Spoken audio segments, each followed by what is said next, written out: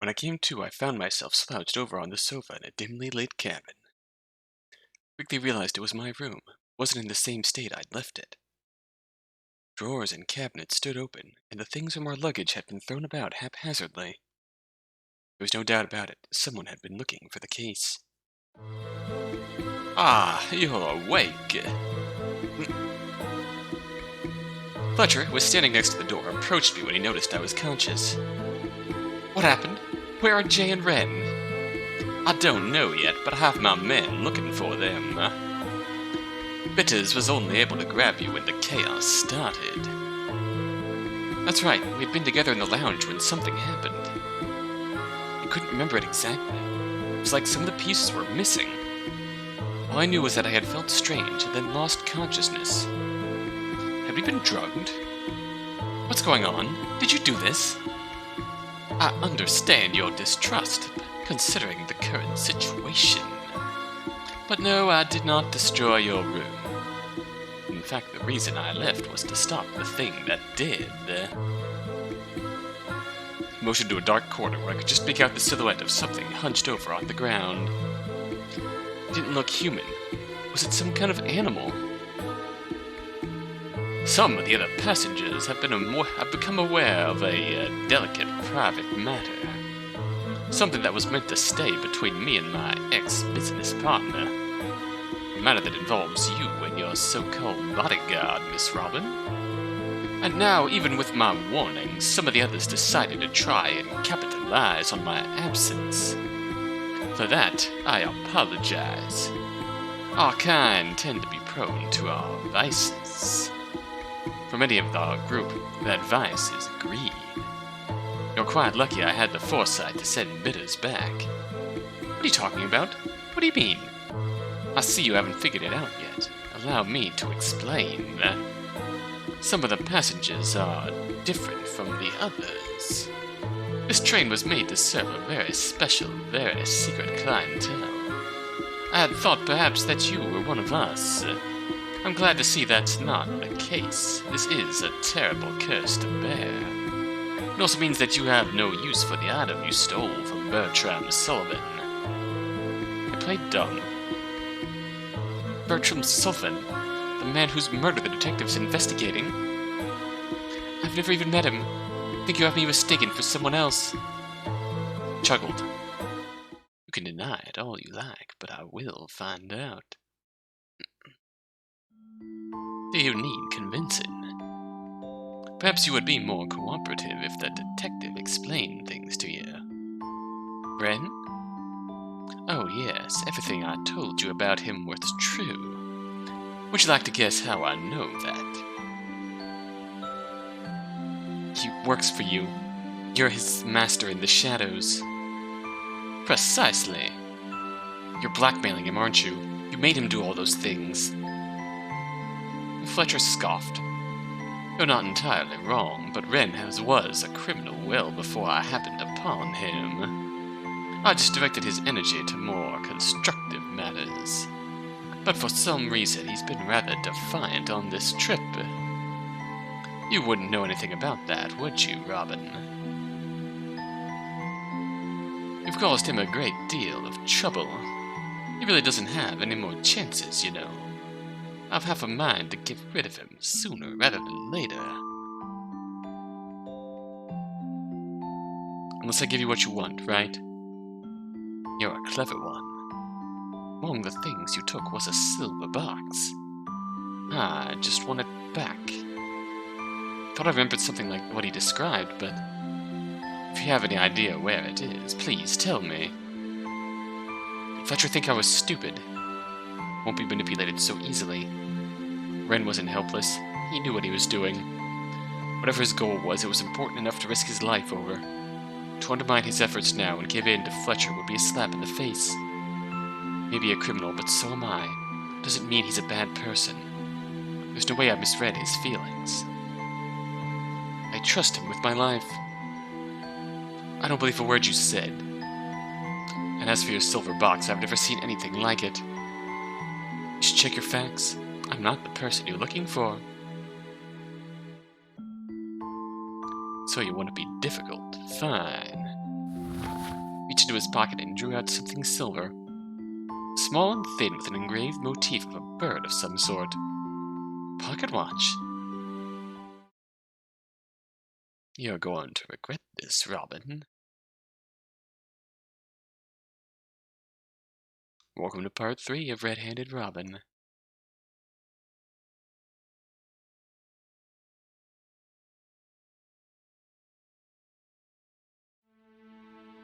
In an all-too-familiar study, a young police officer fidgeted restlessly. What the hell's your problem, kid? You gotta piss or something? Just nervous, is all.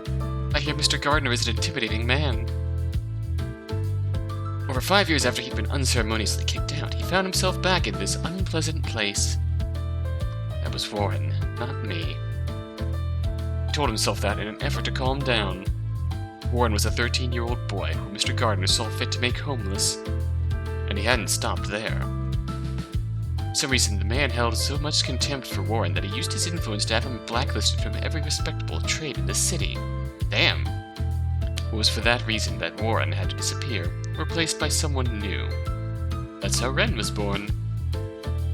Wren was able to do what Warren couldn't, escape the contemptful gaze of his previous master. Yet here he was back in this room that haunted his dreams. When Osmond told him about this case, Wren nearly jumped out of his skin. James Florian Gardner's daughter has gone missing. We head into the estate to ask some questions and gather information. Roslin is missing. Roslin? Is that her name? He flipped through his notes. Huh, so it is. Didn't think you'd be into socialites. Oh, well... we're close in age, so, she's quite cute. Osmond laughed. I get it. Girl's probably just sleeping off a hangover or something. And of course her father would rather think she's been kidnapped than admit she's not his perfect little heiress. Wouldn't normally get such priority, but, you know, politics. Right. Since then, Wren's mind had been in an internal struggle. Roslin was missing, possibly kidnapped. If she was in trouble, Wren wanted to help. At the same time, Mr. Gardener was sure to recognize him. Would he try to get Wren kicked off the police force? I'm willing to take that chance just to see her again. On the way over, he had thought up of 1,000 excuses to leave. Now that he was here, though, it's too late to run. Yeah! Osmond's gruff voice brought him back to the present. All together. He isn't gonna have much faith in us if he keeps squirming like you stole something. Right, sorry. Wren tried to occupy his mind with something else, but it wasn't easy. Not in this house. Not in this room. Before Wren could even be pulled down another hole of depressing memories, a stern-looking man entered.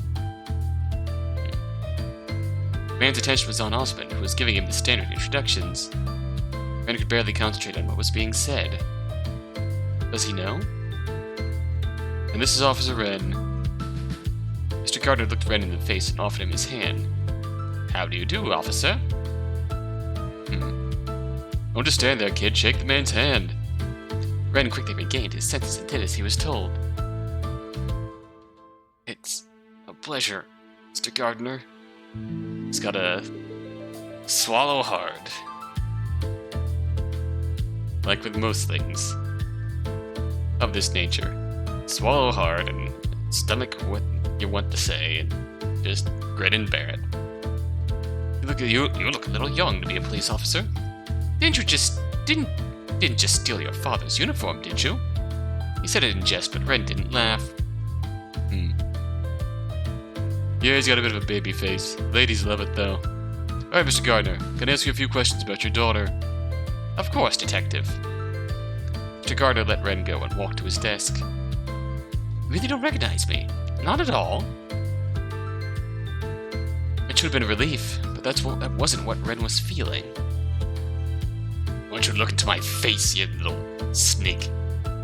He stewed silently, and half the conversation passed in one ear and out the other. Have you ever done anything like this before? Just up and disappear on you? Maybe for an evening, but never this long. She's been difficult these past few years. I wonder what could have caused that? The past 5 years specifically, consorting with all manner of undesirable people. Not to mention I'm told she's picked up a nasty gambling habit. I'm worried she's gotten herself in trouble. Gambling, huh? Osmond wrote in his notes. E-A-M-B-L. What changed? I'm sorry? You said she became difficult in the past few years. Do you know what caused her behavior to change? Wren thought he knew the reason. I can't recall anything particularly significant. I don't remember the faces of the help. I'm too rich. Young women are just difficult in general. Completely ruined my life and you can't recall? I think that's enough questions for now. Thank you, Mr. Gardener.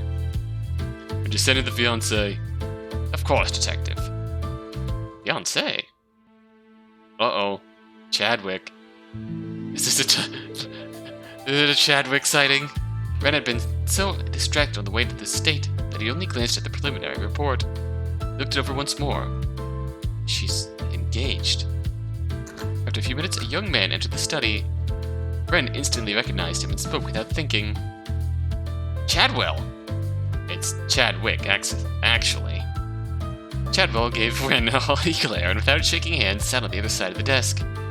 Shit, of course it's him. Will he recognize me? Shit. There goes the previous bluster of wanting Mr. Gardener to recognize the man whose life he ruined. You look familiar. Have we met before?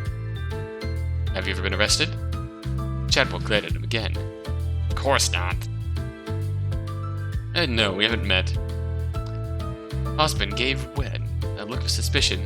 He was rarely ever this impolite. Wren went silent and the detective turned his attention back to Chadwell. Oh, Chadwick. Roslin is your fiancée, is that correct? Chadwell answered with an air of annoyance, as though his fiancée's disappearance was a mere inconvenience to him. Yes, this is so typical of her. Getting kidnapped? Getting herself caught up in trouble with no regard for how it will affect the rest of us. I have an image to uphold. I can't have my fiancée getting kidnapped. For shame! Uh-huh. When's the last time you saw Roslin? I saw her 2 nights ago. She said she couldn't sleep. She wanted to see me one more time before the wedding. Wait a second. Before the wedding? Wren was, conveniently, of drinking age. But Warren was only 18, and Roslin was even younger than that. Oh jeez. She isn't old enough to get married yet, is she? It can, so long as her father gives his permission. Well, that's shit. What were the two of you doing at the time? I hope you're not implying what I think you're implying, Detective. I don't intend to sully my future wife's reputation on record. Alright, I get your meaning. How was she acting at the time? She was pretty restless. It seemed like something was bothering her. You know, wedding jitters. Probably just too excited. Wren very much doubted that was the case. That's the understatement of the year. Then she said she wanted to go into town to gamble. Osmond continued to write into his notes, but by now, Wren was positively seething. Hold it together, Wren. Was she still upset at this point? Of course, you know how women get when you tell them no. Wow! No to what? She wanted me to give her money. And you didn't. Of course not. I'm not going to just let her throw my money away. At least not before we're married. He gave the detective an am I right smirk, but Osmond ignored it. Rich people. Something wrong, Officer Wren? As a matter of fact, there is. Chadwell's story so far has been... His fiancée, so excited for a wedding that she couldn't sleep, invited him over for the evening. Decides then to leave her husband-to-be and go out on the town. Not only that, but he believes her intent was to go gambling, despite apparently having no money with which to do so. You don't think there was anything strange about all that, Chadwell? Are you really that self-absorbed? Wow! Maybe you're just lying. It's Chadwick! Wren, go stand outside. What's going on here? Am I a suspect? Wren knew he'd overstepped, but he was furious. You, a suspect, Wren? Don't flatter yourself, you're not that interesting. I said outside, Wren. He obeyed his orders, swiftly walking out of the study before he could get himself into more trouble. Though he couldn't stop himself from slamming the door as he went. Damn. After a while, Osmond called him back in. Wren had had enough time to calm down and attempted to apologize. Sorry, Chadwick. I was out of line. I shouldn't have said all those things. You won't think badly of Detective Osmond because of my actions. He offered Chadwick his hand, but once again the other man did not reciprocate. I could have your job for this, you know. Do you even know who I am? People like you aren't fit to be police officers. Chadwick gave him one last arrogant glare before walking out. Wow. What the hell was that, kid? I've never seen you so wound up before. I'm sorry, it's just... Sir, I'm fairly certain Roslin ran away of her own accord. Osmond sighed. Yeah, that's what I think as well. It doesn't really matter. What? Mr. Gardner is a very rich man, Wren. And that Chadwick kid's family isn't anything to sneeze at either. They say they want this girl brought back, we bring her back. Even if she's kicking and screaming. She's still under her father's guardianship. He doesn't get a choice. She's old enough to be married, but not to make her own decisions? So they're going to tell me, Wren? Do you know her? No, of course not. Uh-huh. Just really passionate about the rights of little rich girls, then. Osmond sighed and put his hand to his head. Never, sir. Just drank too much respect women juice this morning. I'm gonna go wrap up with those two. You should stay here. Get the feeling you might slug that Chadwell guy. Back into bed. Yeah, that a boy, Osmond. Right. The detective left Wren there, alone, in the study. His emotions were a storm, and no matter how hard he tried to make sense of them, they wouldn't relent. He swirled in his mind, stirring up thoughts and feelings Wren had tried to bury deep inside himself. Trying to think of anything else, he glanced over at one of the shelves laden with trinkets and knickknacks. One object in particular stood out to him, a dusty pocket watch. Still there. Mode of impulse. Wren strode to the shelf and flung the door open. He stared at the watch, steeped in rage. It was just as he remembered, its golden face decorated with the image of a hare among flowers. When he was a boy, he convinced himself that Roslin didn't mean what she'd said and when she gave it to him. He was starting to wonder if that even mattered. So what if she lied? Regardless of her intentions, it was a gift. Still, he hesitated. Warden might not be perfect, but he had always tried to do what was right. Look where that got me. Besides, he was Wren now. Wren was already a liar. Perhaps he was a thief as well. It's not stealing. It was a gift. Oh boy. This watch belongs to me. That's right, he does. He swept the watch from its pedestal and stowed it in his breast pocket. Just as he managed to redo the latch on the cabinet door, Osmond strode back into the room. Okay, we're all set. The detective gave him a once-over. You feeling any better? Much better, actually. Thanks. Great, now let's go. Got a few leads to follow up on. Yes, sir. Wren followed after the detective. As he left the Gardner manor for what he hoped was the last time, he made Roslin a mental promise. Don't worry, Robin Hood. I won't let them catch you. He patted his chest, feeling the cool metal of the pocket watch through his uniform. No matter how dirty my hands need to get. Devoted even still. In his cabin aboard the Whirlwind Express, Wren heard a knock on the door. He sat up and checked the time on an old pocket watch on the bedside table. It was nearly 3 in the morning. A familiar face greeted him when he answered. Fletcher. Detective. I think we need to have a conversation about our new friend, Miss Robin. Of course. Please, come in. Fletcher strode into the room and made himself comfortable on the sofa. You seem particularly interested in her this evening. If there's something I should know about. Ah, yeah, that. A young woman traveling alone with a bodyguard. It's quite suspicious, don't you think? Indeed. What's your opinion on the matter? Wren took a seat in a chair opposite Fletcher, doing his best to sound curious, but nonchalant. She seemed to have an answer for everything. Besides being exceedingly charming, there wasn't really anything that stood out to me.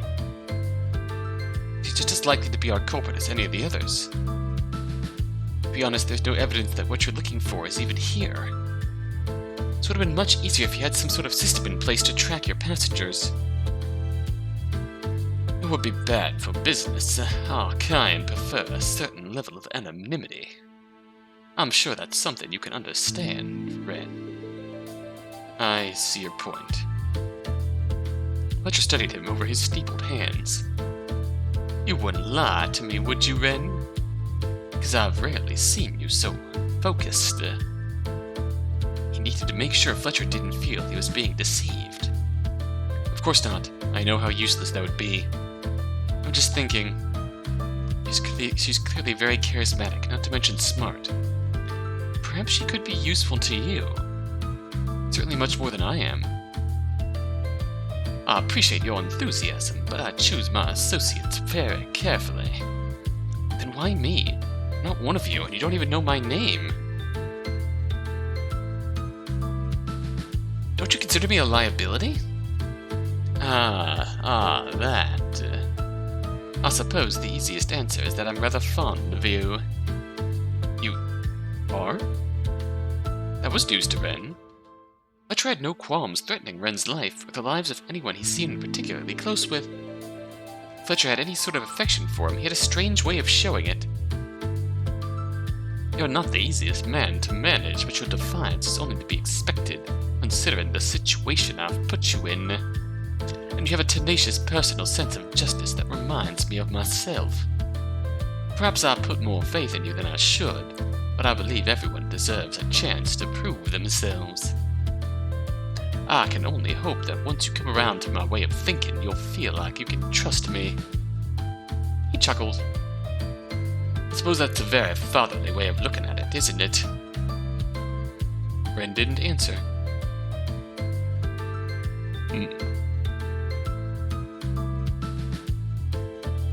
Fletcher's tone grew cold. You're not some vigilante hero, Wren. You're a criminal. You're lucky to have been found by someone who has use for you. If you continue to fight your true nature, you're gonna end up very lonely.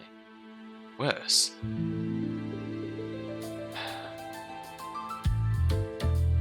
Now, why don't you tell me the real reason you're so interested in Robin? Wren quickly thought of a reason that made the most sense. I suppose you're gonna make me say it. I'm attracted to her. Seemed taken with a little back and forth, so of course I wanted it to continue. That's all. Should be satisfied with that? It's not even a lie! I'm sorry for getting distracted. I promised to make up for it. Fletcher searched his eyes, thinking over the answer he'd been given. Can I really trust you? Do I need to make sure? He reached his hand into his pocket and paused. Welcome to interrogate me if you'd like, but I assure you my answer will remain the same. Wren called his bluff. Fletcher had told his men that on this trip, they would use their magic only when absolutely necessary. Wren didn't know what the circumstances were, just that they were working in his favor. Not to mention Wren had discovered a small loophole in how Fletcher's ability worked. He had been less and less inclined to use it on Wren ever since. Oh, really? Very well. I'll take you at your word for now.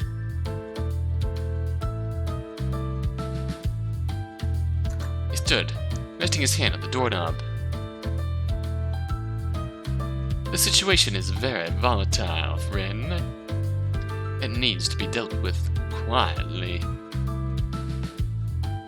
I've avoided taking any unnecessary risks so far, but what I'm looking for cannot get into the wrong hands.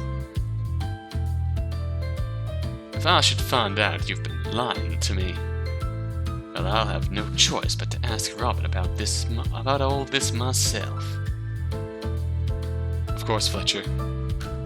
Fletcher left, and Wren heaved a sigh of relief.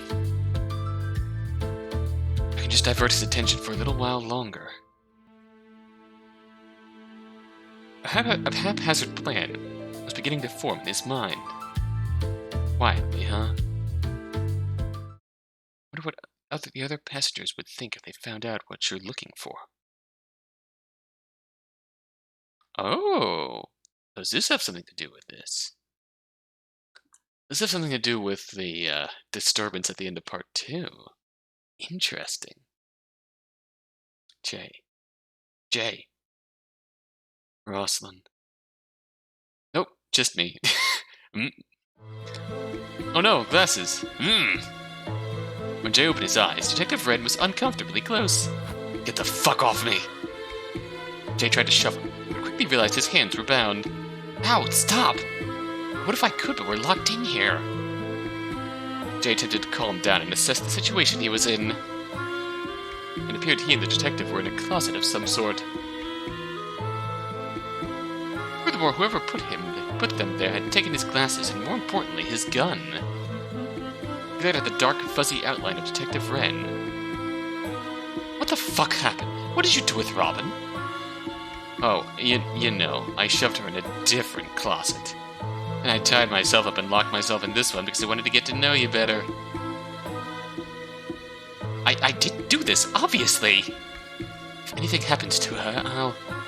Kill me? Yeah, I got it. In case you haven't figured it out yet, I'm trying to help you.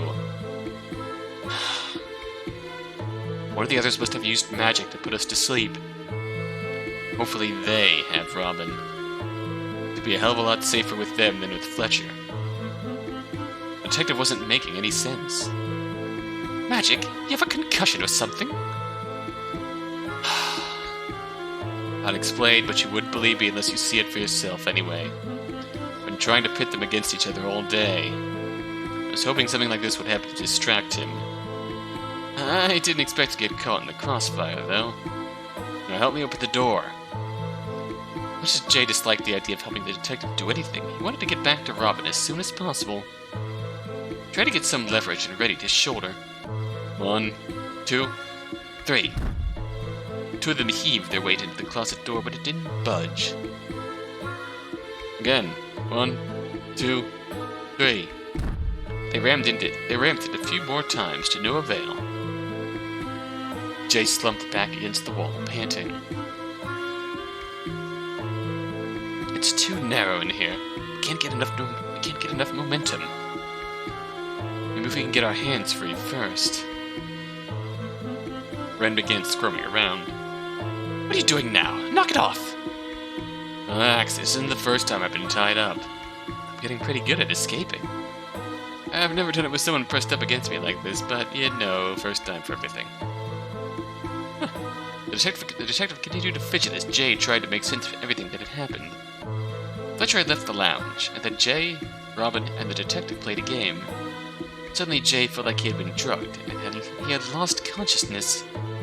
The same thing happened to everyone. You said Robin's not safe with Fletcher. Why? Fletcher's after something you stole from Sullivan. Something to do with a maiden's eye. Ah, the legend. Fletcher and Sullivan were business partners. He's not exactly happy you two killed him. So that's how they knew about the jewels. Maiden's eye? Like the story about the witch? As far as I can tell, yeah. I don't know if it's as powerful as they say, but he's adamant on getting it back. Jay was beginning to understand. So, you work for Fletcher, then? Oh, not bad. You're smarter than you look. Sorry, bad habit. If Fletcher's your boss, then why are you trying to help us?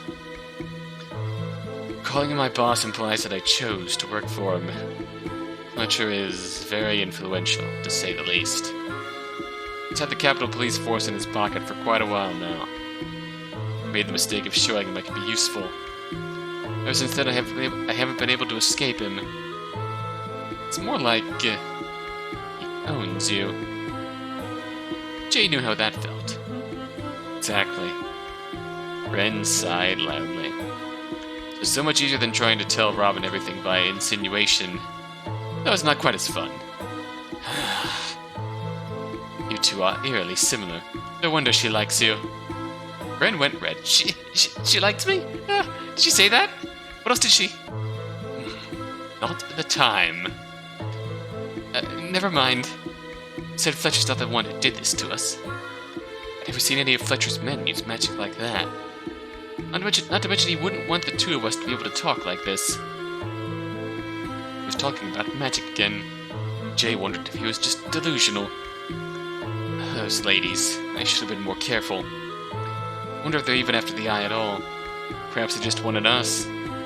Us? Why? They're traffickers. They certainly seem to like you, at the very least. Traffickers? Like for drugs? Think about it, Blondie. No, you oaf. For people. They own a fair number of establishments in Zephyr. My guess is they intend to open some in Gales as well. It suddenly dawned on Jay what he had meant. Oh. Yeah, so the sooner we get out of here, the better. Finally, Wren pulled his hands free. Ah, there we go. Rubbed his wrists for a moment, then leaned forward, putting his arms around Jay. Hugging it out. What are you doing? How many times are you gonna ask that? I'm untying you. Sit still. You could have warned me. The detective got to work on the rope, binding his hands. There were more things Jay wanted to ask, but it would be incredibly awkward to do so while the two of them were essentially hugging. Wren had no such tact. Fletcher thinks you killed Sullivan for the maiden's eye, but that isn't true, is it? You killed him because he was going to hurt her. Yes. He found out Robin was stealing from him, but I was told he had always intended to kill her. That's what he hired me for. Not that I figured it out until the very end. He'd been just as clueless here on the train, he realized. If it wasn't for Robin's quick thinking, his temper might have gotten them both killed. Even now, Wren was helping him. Jay couldn't say for sure that, if the tides returned, he would do the same. I'm pathetic. You're not pathetic, Shay. If it wasn't for you, she wouldn't have made it this far. Thank you for helping her. It's more than I've ever done. How do you know my name? How do you think? Ah, I see now. You're an informant. You buy and sell information. Right again. I know lots of things about lots of people. That's why your colleagues don't like you. You're a rat. I resent that remark. One of the things I know is that Sullivan was keeping something from Fletcher. That he hired a man from a specialist family by the name of Shay Graves. I wasn't able to find out much about your family in general, but I did see a photo of you. That's how I knew you two were linked to his murder. So that was it. If I hadn't insisted on staying with her, they might have never known. I didn't tell Fletcher about it, but it's possible he's pieced it together by now. Hopefully he won't know which one you are. It helps that there are, half a dozen of you? 13. 13? And you're all siblings? Your mother must be, very, healthy. We're not all her biological children, dumbass. Oh, right. I suppose that makes more sense. Oh, I love these two. Jay couldn't help but scoff. Is everyone on this train a criminal? Wren laughed. Just about. Even in this situation, even face-to-face with Jay, who had shown him nothing but contempt, Wren remained amiable. Jay had assumed the detective was putting up a front, but now he was starting to think this was just how he was. He felt the tension in the rope binding, his hand slackened, and Wren finally pulled away from him. Good hug, bro. Listen, you can't let Fletcher know your name.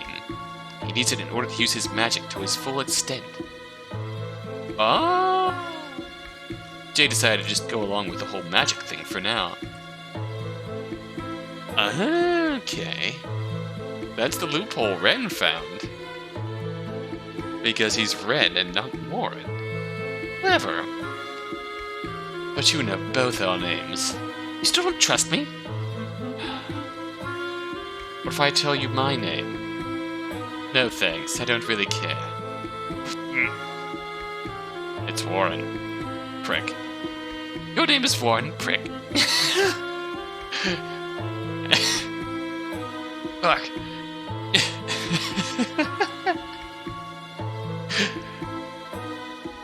Oh god.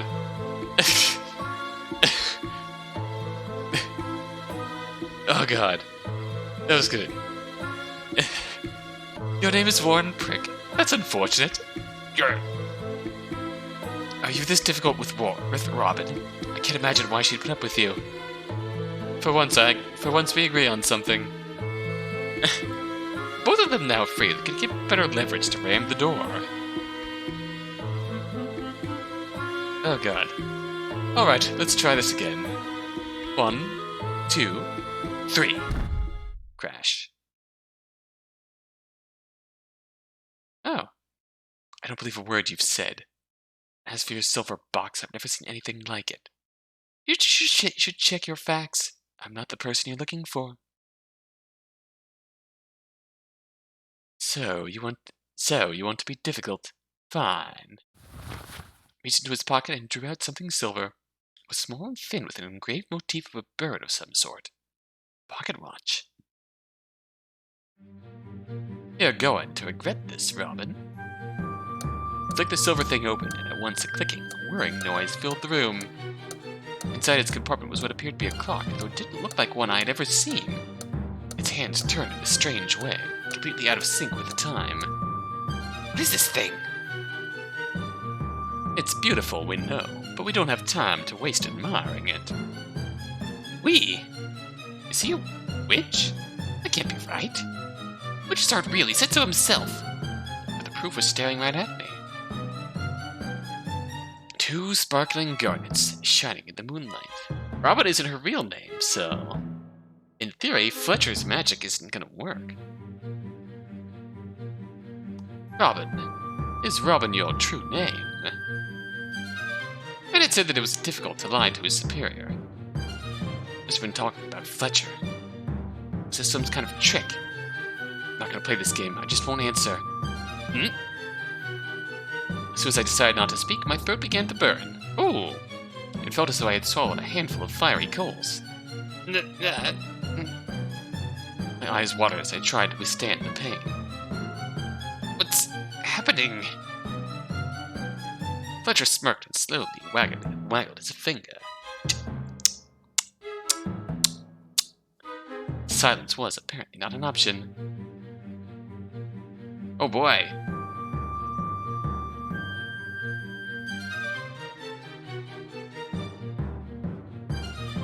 Hey, let's tell the truth. No, my name isn't Robin. Burning sensation subsided as I answered Fletcher's question. The light from his eyes pulsed slightly. I wonder why. I hadn't lied, so that wasn't it.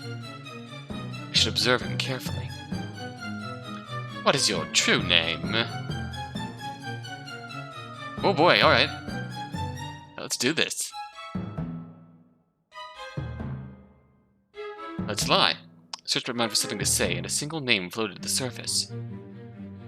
Iris. My real name is Iris. With the smallest hint of surprise, Fletcher studied my face. Shook his head, as though chiding himself to focus on the task at hand. Fletcher calmly observed me, his eyes continuing to glow faintly in the darkness. No pulse this time. What does that mean? Interesting.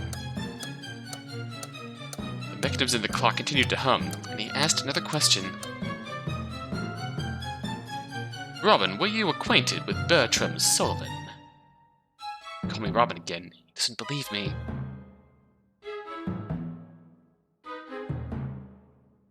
Lie. Insert gif of Phoenix Wright going, lie like a dog. No. Gave as short an answer as I could, which seemed to work. Fletcher's eyes pulsed once again. Who killed Bertram Sullivan?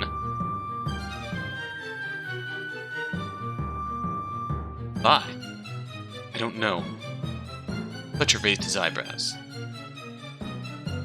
Robin, is your bodyguard's true name Shay Graves? He knows Jay's last name? Lie like a dog. Yes, his true name is Shay Graves. His eyes pulsed and he scowled. What is Jay's true name? Knows I lied. Is he just guessing? Lie like a dog. I don't know his real name. He never told me. Again, his eyes didn't pulse. I was struck with a sudden realization. There are rules to this game, aren't there? Rules you're not telling me. Fletcher didn't answer, but anger crept across his face as he asked another question. Robin, did you steal anything from Bertram Sullivan's home?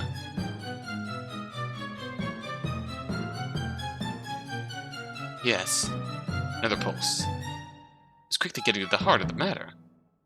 If this line of questioning continued, Fletcher would soon get what he wanted. I have to think. If he has to follow rules, does that mean there's a way to win? Perhaps he's trying to meet some sort of condition. Ooh, okay. I gathered my thoughts and tried to make sense of the situation. Sometimes his eyes glow brighter, but only when...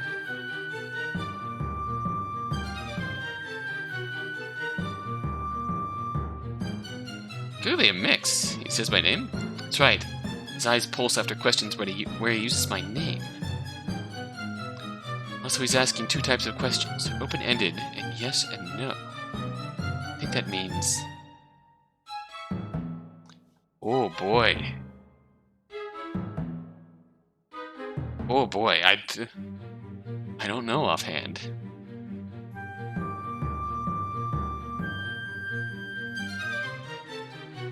The log here.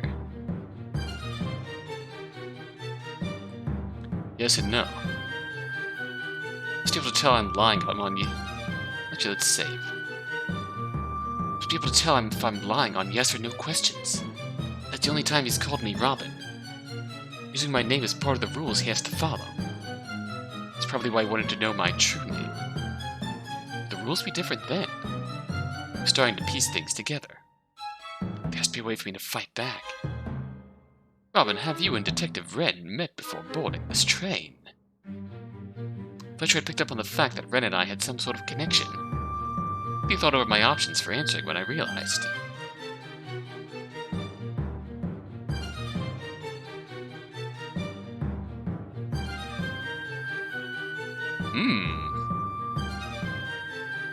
I wouldn't be able to lie, aka I knew him very well.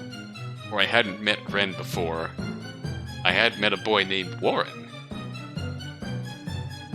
This feels like an important one. There's no use. Okay, this feels like giving up. It had become clear that Fletcher could tell when I was lying. Is there no way to win? Dejected, I gave my answer. Yes, I've met him before. Fletcher's eyes pulsed and widened with excitement. What is Detective Wren's true name? I couldn't avoid it any longer. There's nothing I could do. It's Warren. His name is Warren Steward. A crooked grin spread across Fletcher's face. Uh-oh. He got what he wanted. With that, he closed the watch once more. The glow had left his eyes, but they continued to sparkle with malice. Warren, my favorite pet, finally has a name. Thank you, Robin. You've been most helpful. Warren, I'm so sorry. What are you going to do to him? Probably should have asked about the box, about Sullivan, about magic, but I didn't care. Fletcher had forced me to betray someone who was very important to me.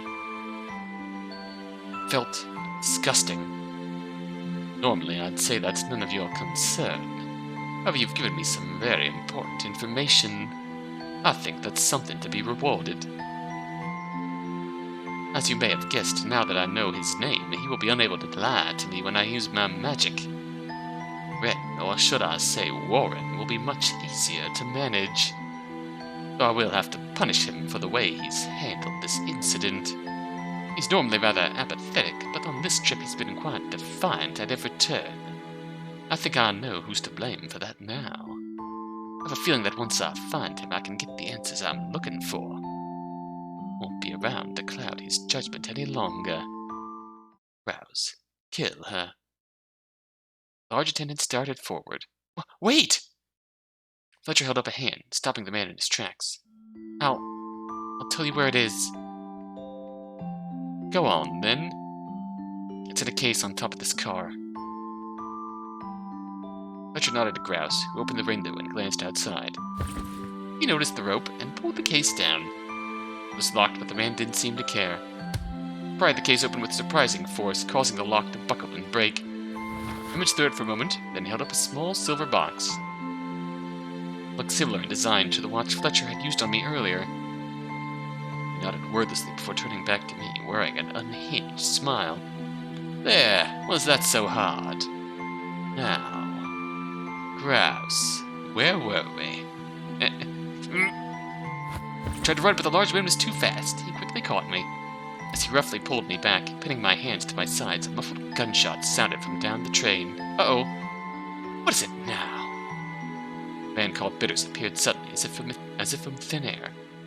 Another witch, of course. There was something strange about him.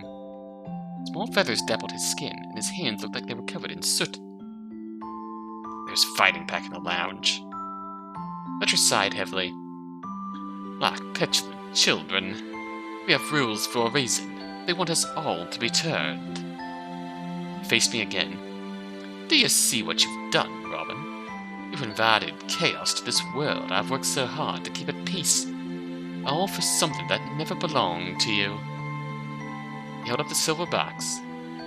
This is where we say goodbye. I can only hope the maiden doesn't send you back to haunt me. But wait, if you kill me, Warren will never cooperate with you.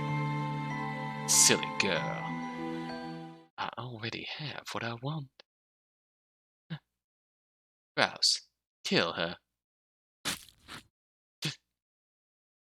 Something pierced my back, and with a single gasp, it felt like all the air had left my lungs. Oh, it's falling. It's taking such a long time. Did I hit the floor yet?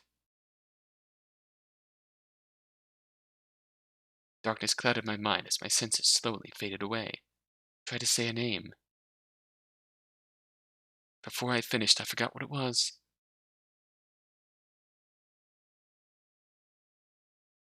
I drifted there for a little while, in that space between consciousness and unconsciousness, cold and alone. Ooh, bad end, Steward. I feel like there might be multiple bad ends here. I'm intrigued. Let's see. Go back to question 1 here. Let's lie. Yes, my name is Robin. Burning sensation subsided as I answered Fletcher's question. Light from his eyes pulsed slightly. So definitely when he says my name, when he says Robin, and he asks a yes and no question, his eyes pulse. You tell when I'm lying. Is that what this is? Let's see. What is your true name? I'm just gonna go back into this. You already said my name was Robin. Did that mean you could tell I was lying? Yep, yes, no question. With, leading with your name. Interesting. Now, just to repeat, let's tell the truth. Thought I understood now what Wren meant. Fletcher couldn't be lied to. Well, this just siphoned us into the bad ending early. That means I have to tell him the truth. Just my name. What could he possibly do with that information? But really, with our true name, we might just be forced into the bad end. My true name is Roslin Gardener. Once, Fletcher's whole demeanor changed. He snapped the watch shut and began to laugh. But it wasn't the reserved, polite chuckle he had been using thus far. This time he sounded positively mad. Here I was, thinking you had some brains in that pretty little head of yours. Now. He flipped the watch back open, and once again the sound of the clockwork filled the room. Yep, Roslin Gardener. What is the name of the person who killed Bertram Sullivan? His name is Shay Graves.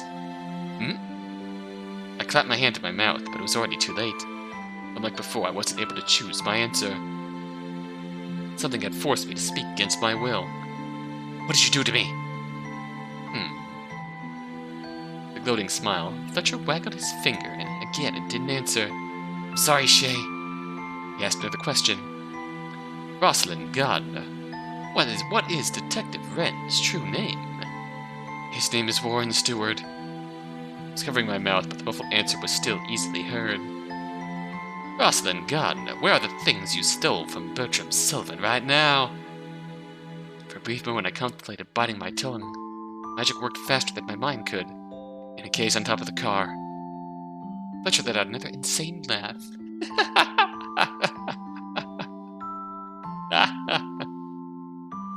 nodded to the attendant, who opened the window and glanced outside. The attendant quickly noticed the rope and pulled the case down. It was locked, but the man didn't seem to care. He pried the case open with surprising force, causing the lock to buckle and break. He rummaged through it for a moment, then held up a small silver box. It looked similar in design to the watch Fletcher was holding. He nodded wordlessly before turning back to me, wearing an unhinged smile. With that, he closed the pocket watch once more. The glow had left his eyes, but they continued to sparkle with malice.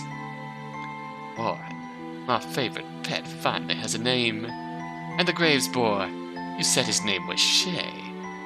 Thank you, Roslin. You've been most helpful. What are you going to do to them? I probably should have asked about the silver box, about Sullivan, about magic, but I didn't care. Fletcher had forced me to betray two people who were very important to me. It felt disgusting. Normally, I'd say that's none of your concern. However, you've given me some very important information. I think that's something to be rewarded. As you may have guessed, now that I know their names, they'll be unable to lie to me when I use my magic. Wren, or shall I say Whirlwind, will be easier to manage. Though I will have to punish him for the way he's handled this incident. He's normally rather apathetic, but on this trip he's been defiant at every turn. I think I know who's to blame for that now. Guilt overwhelmed me. Ward had been trying to help. He was persistent in his investigation so he wouldn't have to lie to Fletcher if he was interrogated.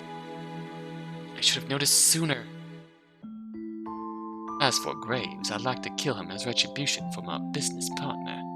He's much more valuable as a hostage. He'll come in handy if I ever have to deal with his mother. I think I'll keep him. Shay would never work for you. He flashed me a sinister smile. Broken men are easily manipulated. But you know that already, don't you? I'm sure both of them will behave themselves if they ever want to see you again. Ooh, we're not dying? Tried to run, but the large man was too fast. He quickly caught me. As he roughly pulled me back, pinning my hands to my sides, muffled gunshots sounded from down the train. What is it now? A man called Bitters appeared suddenly, as if from thin air. Another witch. Of course. Something strange about him. Small feathers dappled his skin, and his hair looked like they were covered. Hands looked like they were covered in soot. There's fighting backstage. There's fighting back in the lounge. Fletcher sighed heavily. Like petulant children, we have rules for a reason, but they want us all to be turned.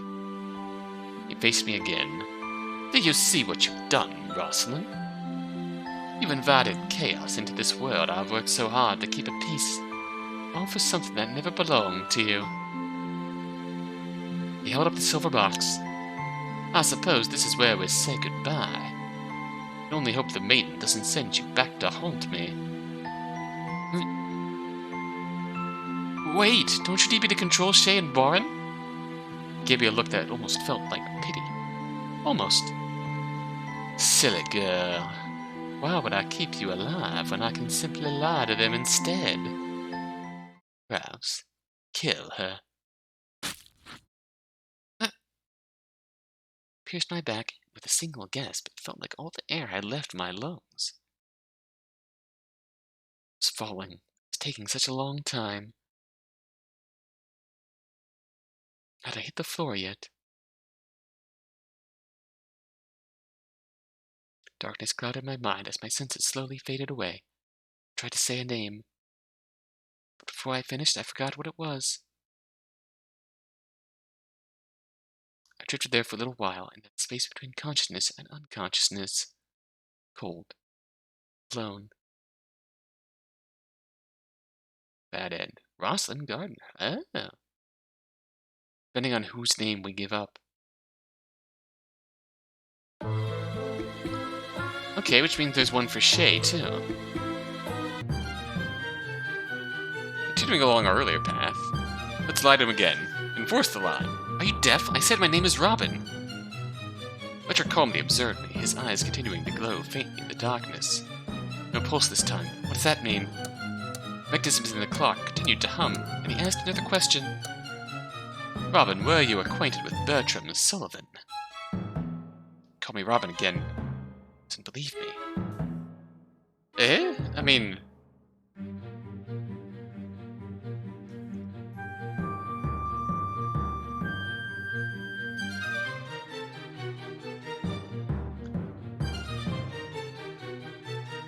Let's see. What happens here? Yes. Give a short answer as I could, but it seemed to work. Fletcher's eyes pulsed once again. Who killed Bertram Sullivan? Now, this is the point where we can betray Shay. Jay killed him. Fletcher raised his eyebrows. Robin, is your bodyguard's true name Shay Graves? He knows Jay's last name?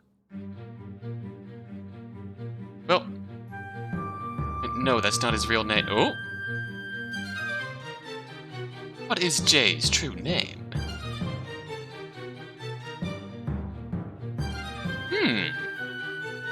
Okay, we've seen that. I don't know his true name.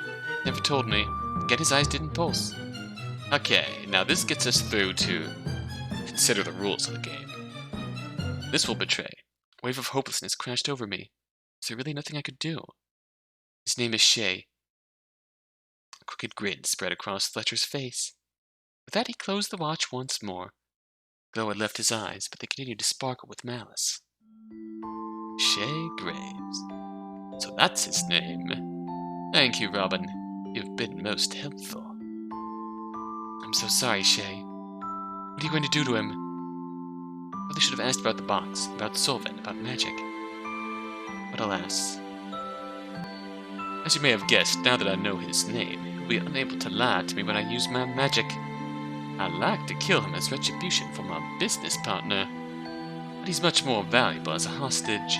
He'll come in handy if I ever have to deal with his mother. I think I'll keep him. Shay would never work for you. He flashed me a sinister smile. Broken men are easily manipulated. But you know that already, don't you?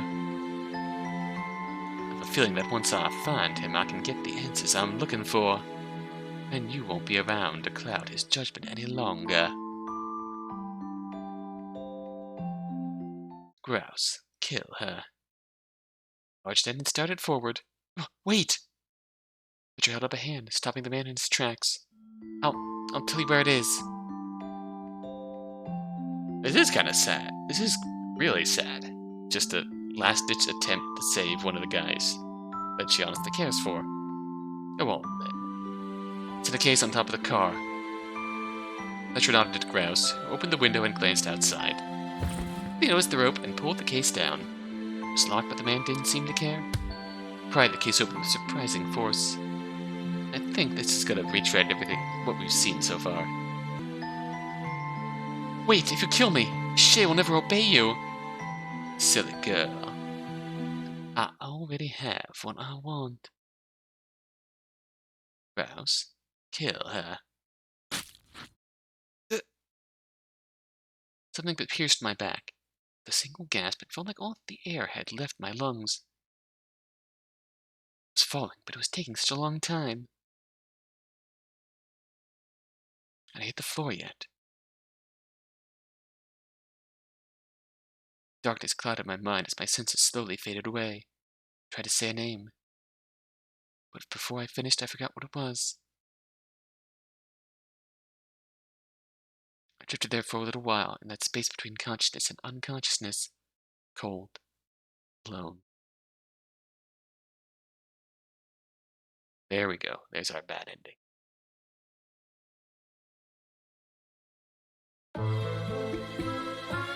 Okay. Let's at least go back to the point where we could kind of sort of get through it. See if there's anything more to this game. Actually, before we move on, let's see what happens if we figure it out. If we don't figure out the game. Say if I tell the truth. Was that right? I was quickly getting exhausted. I couldn't think straight. Fletcher, too, seemed to be feeling the pressure.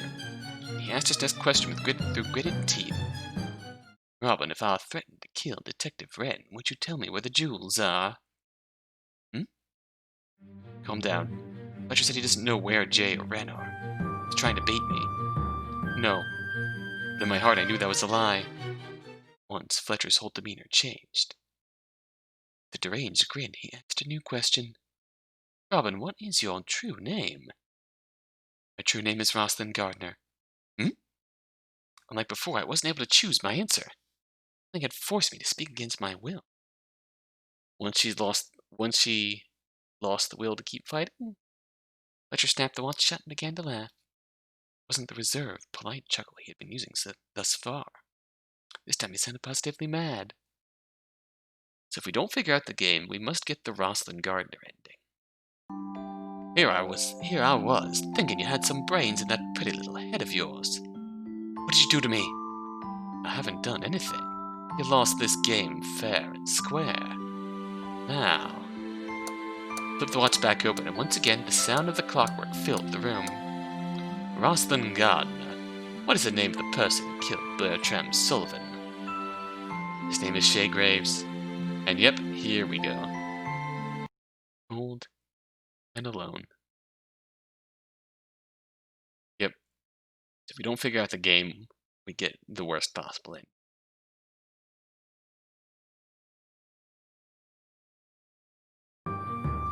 Now, if we play this card, which was hinted in Wren's flashback. That's right, back then he was someone else. I met Wren before. Would that work? No. This is my first time meeting Detective Wren. Fletcher's eyes pulsed once again, and this time he seemed puzzled. I think I understand now. This is what you were trying to tell me. You could tell Fletcher was getting irritated. Unable to stand still any longer, he began pacing. Robin, are the things you stole from Bertram Sullivan here on the train?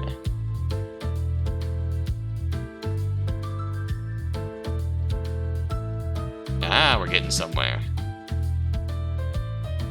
He threw them out the window. I don't know if I'm lying on a yes or no question, but as long as my answer is technically true, Fletcher can't tell the difference. I can say whatever I want. I threw the case with the jewels out the window early this morning. Fletcher's face twisted in anger as his eyes pulsed. You can't say anything between questions, can you? That's too bad, because there are a lot of things I want to ask, but I doubt you can do this forever. I eyed the clockwork mechanism in Fletcher's hand. I can wait. I gripped the watch tightly, and I noticed something strange. His hands, they're turning black. This looks like they're covered in soot. Oh, the cost of using magic? Fletcher's patience was completely gone. He lunged forward and grabbed me by the shirt, pulling me up from my seat. Robin, does Jay know where you hid the jewels? Shit. Fletcher intended to put Jay through the same game, and Jay wasn't likely to win. He'd easily give the jewels over to protect me. I tried to think of a vague enough answer that would work. Uh-oh. Ugh. Running out of time, Fletcher groaned and doubled over, releasing his grip on me. Strange, creeping soot that began on his hands now made its way up his neck. Something was growing from his face as well. Feathers! Quickly snapped the silver thing shut and put a hand to his head. What's happening to you? You have no idea what you've stolen. It doesn't belong to you. Give